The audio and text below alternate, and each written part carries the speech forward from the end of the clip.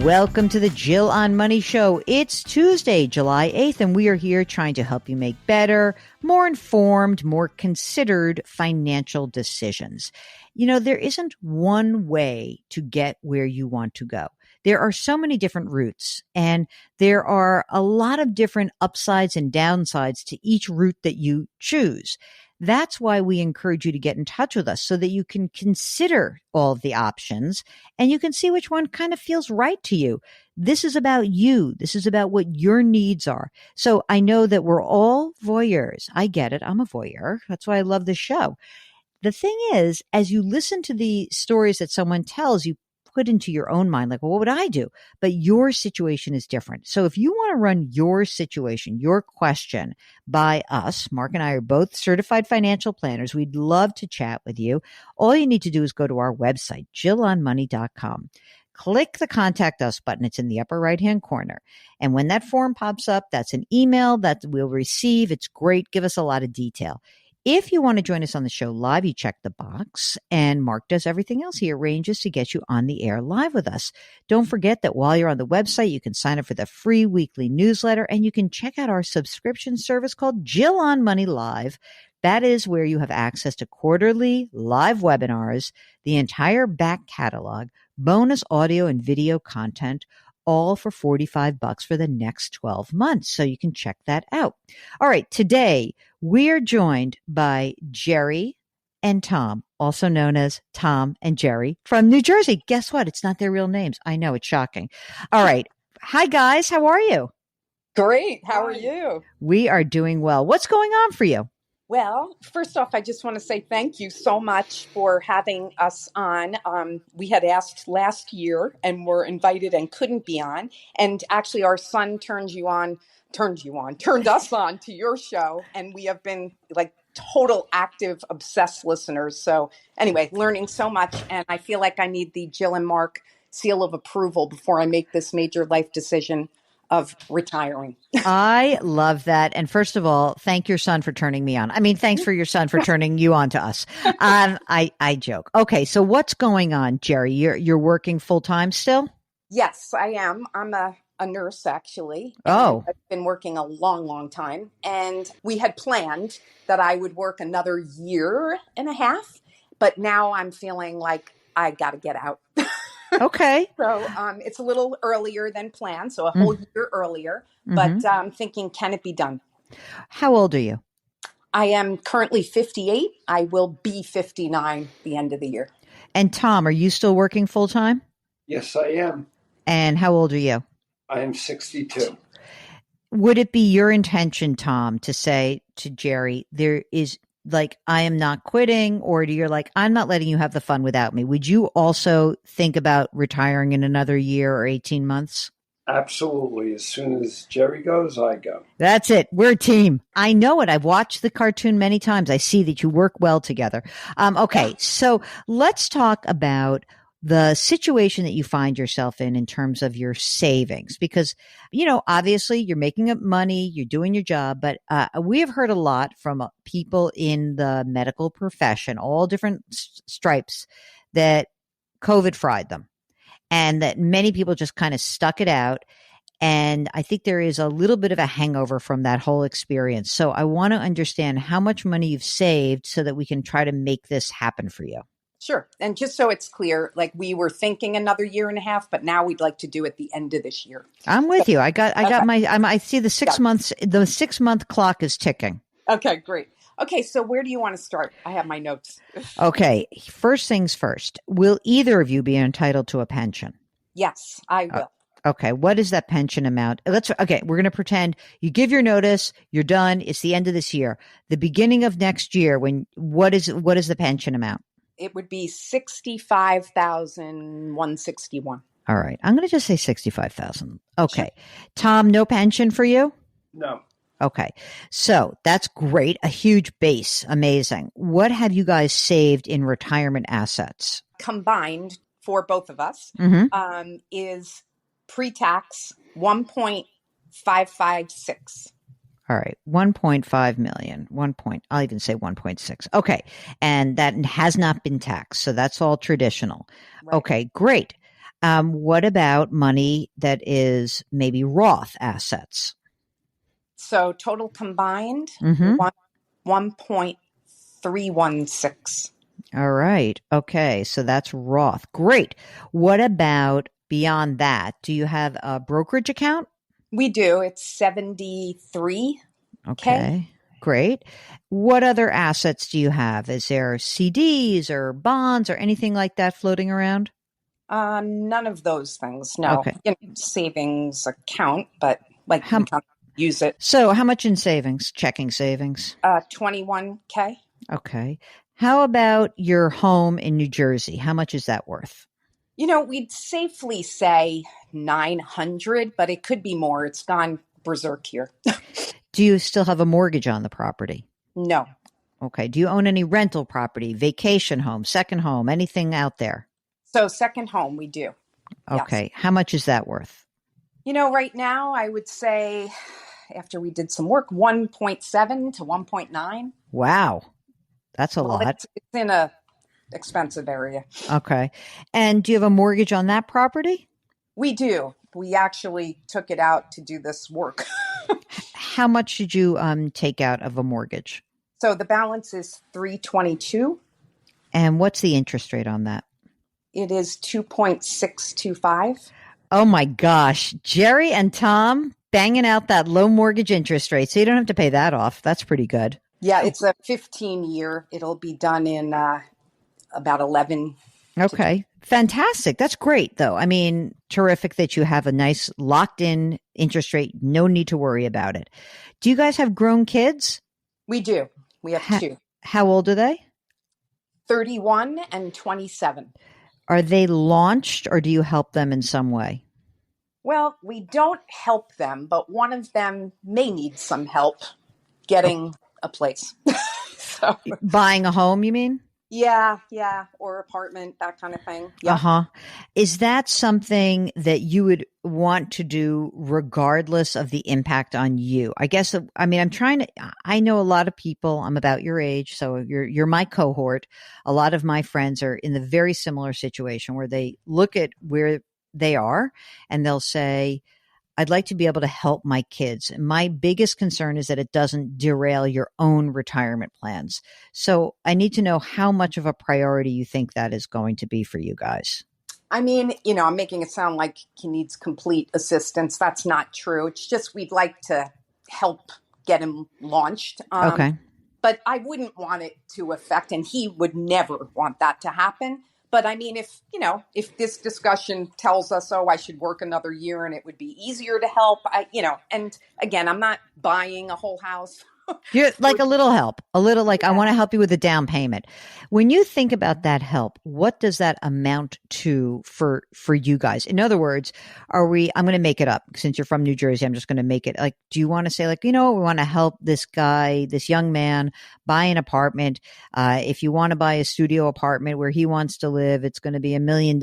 We want to make sure he has $200,000 down payment. Is that something that we're talking about or more than that? I mean, I think that sounds around right, except I was thinking more like because of his profession, it's very variable income.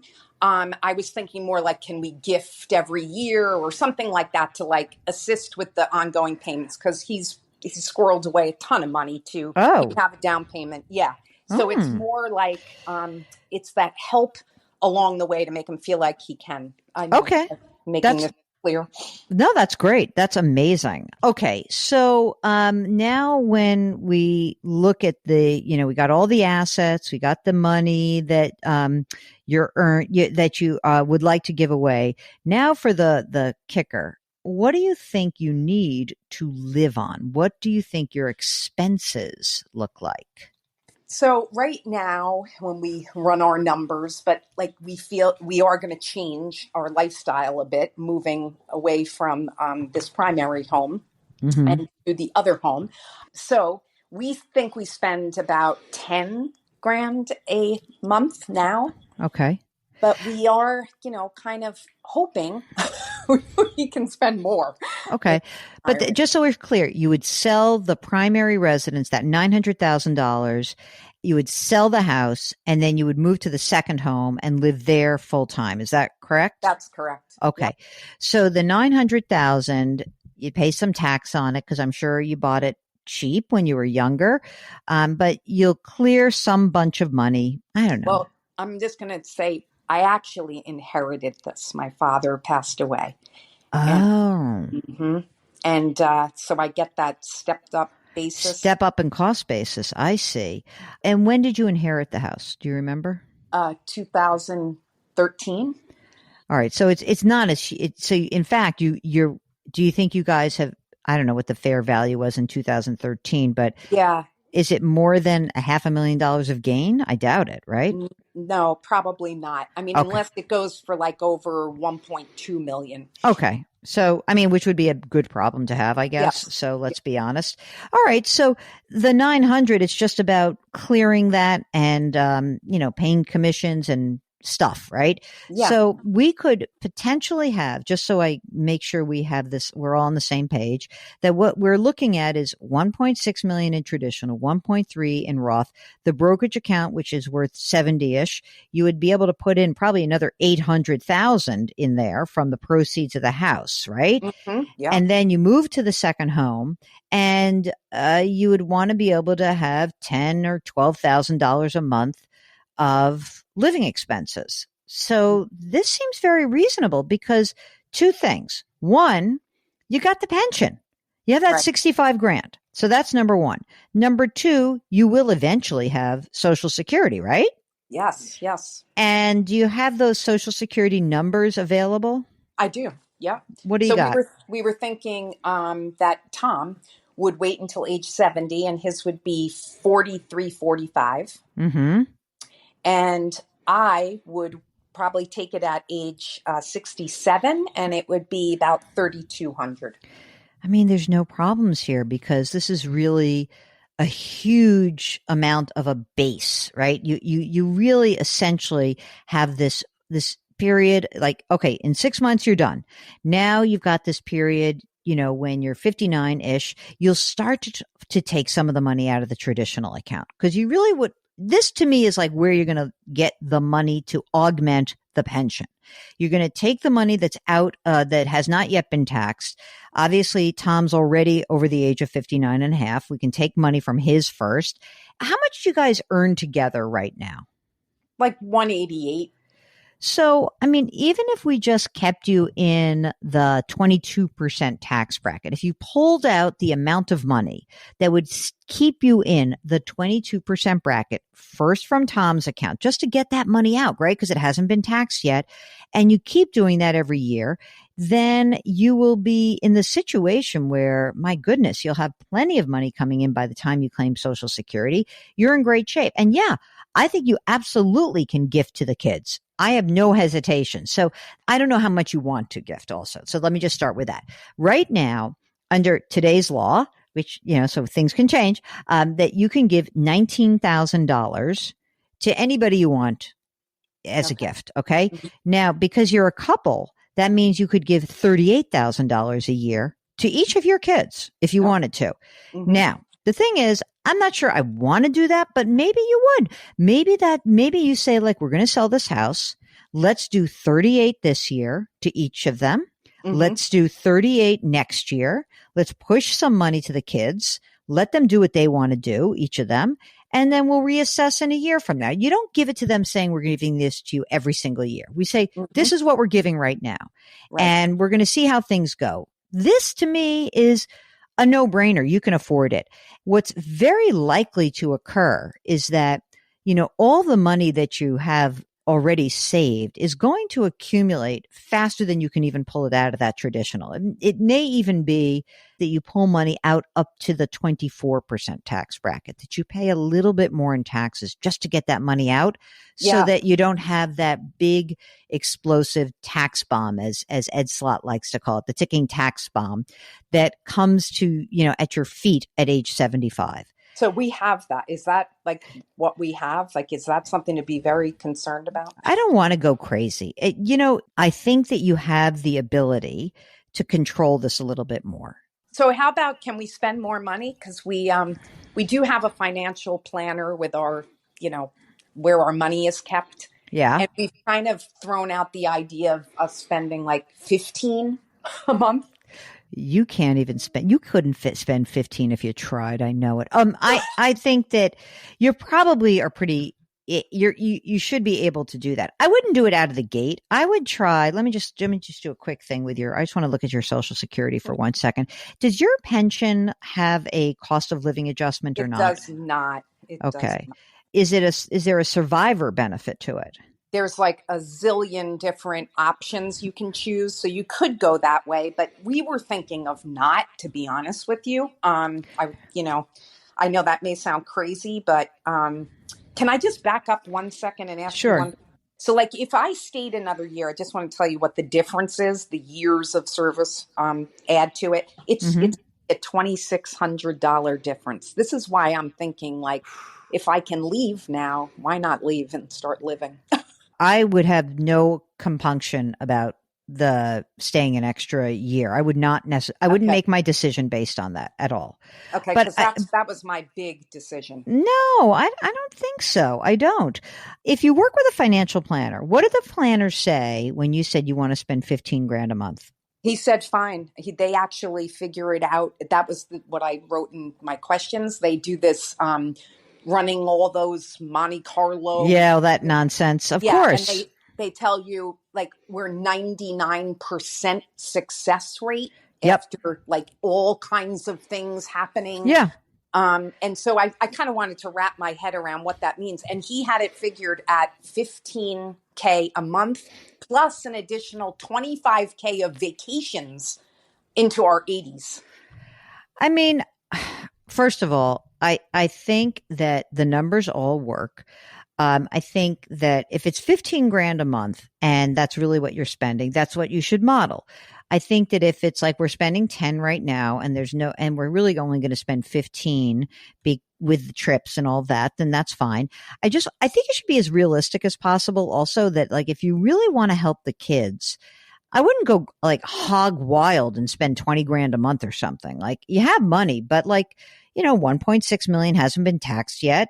And if you do want to help the kids, I think you should bear that in mind. But there doesn't seem to be a problem to me, and I certainly wouldn't stay an extra year to get that pension. No.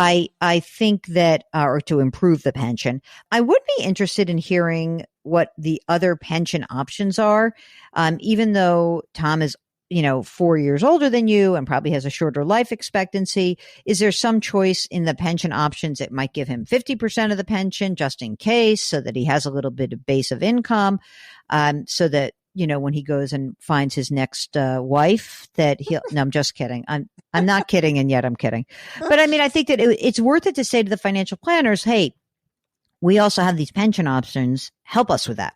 Yeah, they actually are running all of that. And like the worst case scenario is if I, died like, next year. Yeah, don't do that. Don't do that. Yeah, then his would go down to like 76% or something. But yeah, I mean, how do you make those decisions? So hard, right? You don't know when to die. Yeah, I know. If I knew when someone's going to die, I can do a lot better job of planning for their retirement. I think you're in great shape. I don't think you should wait around. I think that also, of course, you are in healthcare. You know that weird things can happen. So let's take advantage of the fact that you've been really good accumulators, savers, and that you have these, you've got this house that you're going to be moving into full time, and there's a cheap mortgage and all this stuff. Like, just do it. Just do it. I mean, I think you already know this because you work with somebody already. It is such a wonderful thing to be able to take control of this part of your life. And I encourage you guys to do so. And especially if you're sort of like, I'm done. Yeah. It's a strange feeling, like you said, to like actually intentionally make this choice yourself to not earn money. I don't know. It's very strange to me. This is a generational thing. We're going to learn how to do it, and you guys go first, and then let me know how it goes. Yeah. Okay. Well, thank you so very much. I feel like I know you guys personally. I've listened to you so many You do. times. It's just a little bit of a one-way relationship. I just want to say that, but we love that you love us, and we love that you are in this position, and we are grateful that you got in touch with us. So I think we can very generously say to you, there does not seem to be a downside to your plan. You should go out and feel like you can execute it. In the next 6 months, think about the things that you really would like to do. I think one of the big issues for people who were retiring, maybe a little bit before the time where they were ready to retire or thought about the retiring, that I think the most successful ones are quite intentional. So I think you're going to move to a new place. There's going to be a lot of stuff that happens in the early days of this. But, 3 months into the mission, you'll be settled in your second home. And what are you going to do with your days and how you're going to fill those days? Think about it. And, you can try a lot of different things also. So don't lock yourself into any one thing, but just talk about it together and think about what really gets you jazzed. All right, you two, Tom and Jerry joining us from New Jersey on to their next adventure. Hey, gang, if you are thinking about retirement, if you think that you are ready to make a change, if you're shifting a career, if you're looking at a home, if you're looking at inheritance and estate planning, any of the things that are usually causing consternation among all of us, get in touch with us. Go to JillOnMoney.com, click the Contact Us button, write us a note, and if you'd like to join us live on the air, check the box. Mark will do everything else. You can subscribe to us on the Odyssey app or wherever you find your favorite podcast. You can also subscribe to our sister broadcast called Money Watch, which we drop on the weekends. So check that out. Hey, put your hands metaphorically on someone's back. Change your work, change your wealth, change your life. Thank you for listening, and we'll talk to you tomorrow.